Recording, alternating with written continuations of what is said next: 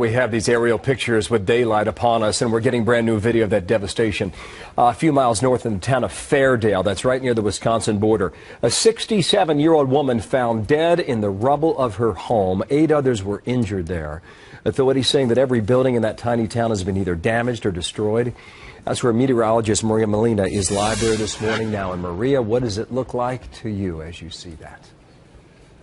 Hi, Bill. What a scene out here. I want to show you some of the devastation that we are observing here as the sun has risen. You can see back there just a lot of debris thrown everywhere. And you also have now crews that are starting to work on cutting down some branches and also some of those power lines, getting them out of the way. And we have a power line actually right down here.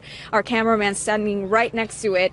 We also have a car that was flipped, just tossed by that massive tornado that went through this town. You can see it back there.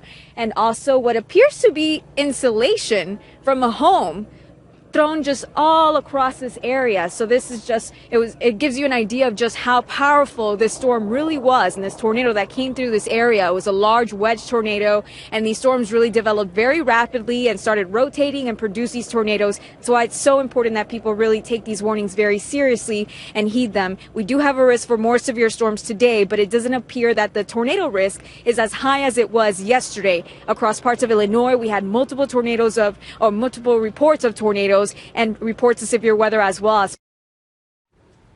This really was a very powerful, large storm system. The risk for severe weather today stretches across parts of Texas and also across parts of the mid-Atlantic and all across the southeast coast, including parts of the Gulf Coast. So another widespread area potentially looking at some severe weather, large hail, damaging winds, the primary concerns, but isolated tornadoes cannot be ruled out, Bill. Got it. Maria, thank you. It's good to have you out there. Do you think our ability at warning is that much better a year later?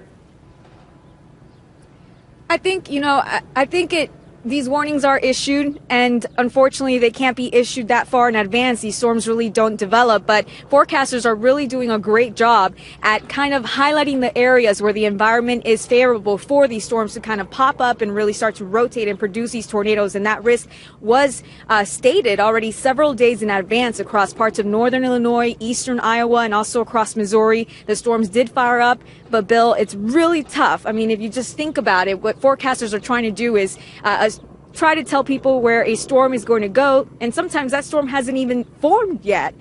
So it's really a tough thing to do, but tornado warnings, again, very critical and important. You got to heed them. Yeah. Thank you, Maria. Maria Molina there in northern Illinois.